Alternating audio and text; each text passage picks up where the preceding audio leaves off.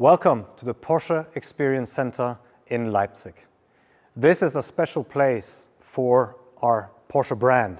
Not only the birthplace of the Macan and the Panamera, but of course also in the past to legendary cars such as the Carrera GT.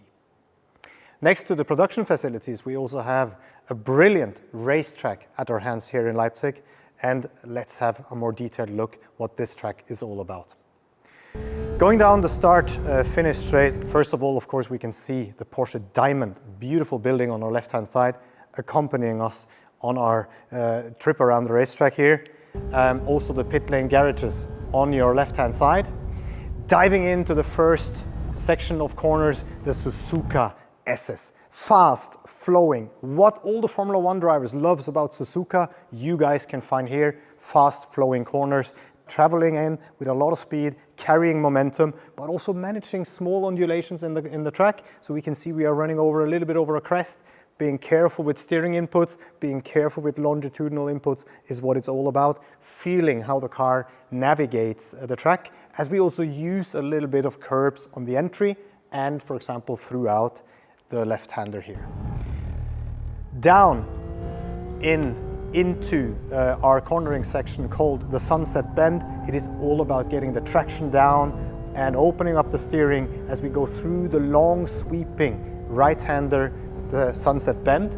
Takes us down the back straight, down to the corner called Leipzig. Very, very high speed, over 225, 230 kilometers an hour in our 911 GT3 RS. Hard on the brakes, using against the reference marker boards, 100 meters, 150 meters, 200 meters, gives us a good reference for where to brake, depending on the conditions, depending on the cars, depending on your gut feeling.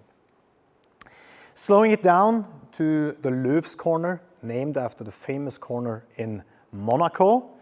This is a very tight right-hand corner, and we navigate it in a special way. So we do a late turn-in, a late apex. Why is it so important with a late apex? Because the end of it goes over the crest. So we can see here, there's a little bit of an undulation in the track. So we need to have a late apex in order to have a straight car on the exit. We can see how the driver in this case is also balancing the throttle just to maintain the minimum speed in the corner, making sure that we're not slowing down too much, balancing the throttle, opening up the steering, and then rolling onto the throttle, utilizing the track width down towards the Victoria turn.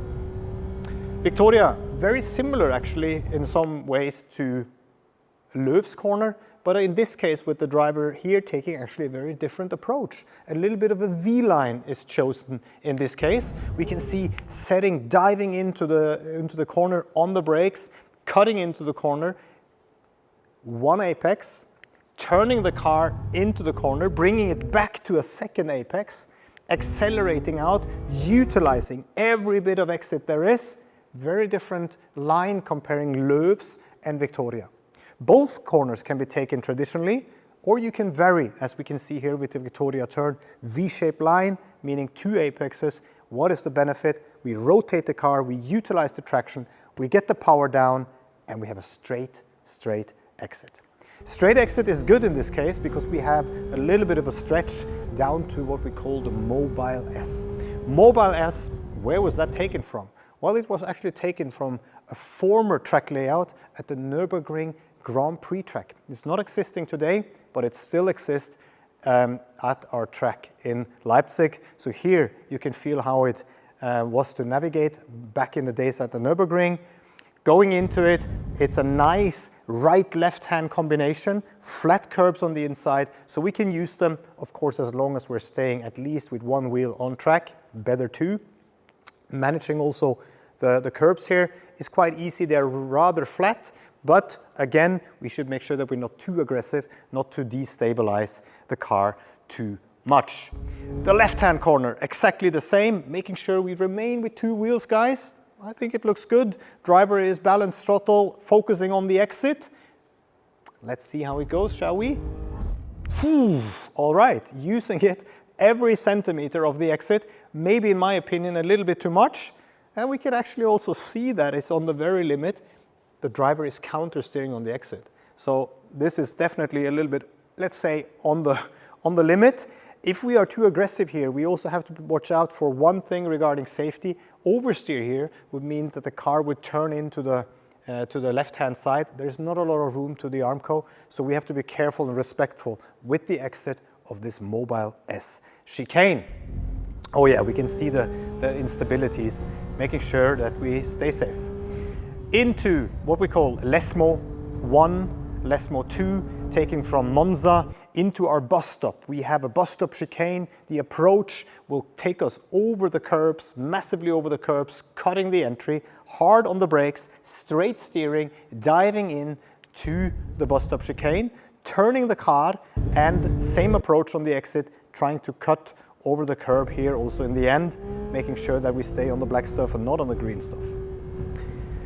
Right, coming up to the final corners, Suntory here in Leipzig. Very, very important that we find the right line. We can see we're hugging the inside here in this case, and we need to also use our eyes to look towards the secondary apex, which we should be aiming for, rotating the car and accelerating out. That's the mission. But before we do that, we have to slow down. Doing that in the corner is always a little bit tricky. Still, the driver is trying to stabilize the back end of the car with a little bit of throttle input. I like it, but he or she has to be slowing down anytime soon. So here we go. As soon as the car is off the curb, straighten out the steering, on the brakes, slowing it down, hugging the inside, turning the car back on the throttle, shooting out on the apex, and then back on to start finish. What a ride, what a thrill. You guys are gonna love it. See you at the Porsche Experience Center in Leipzig.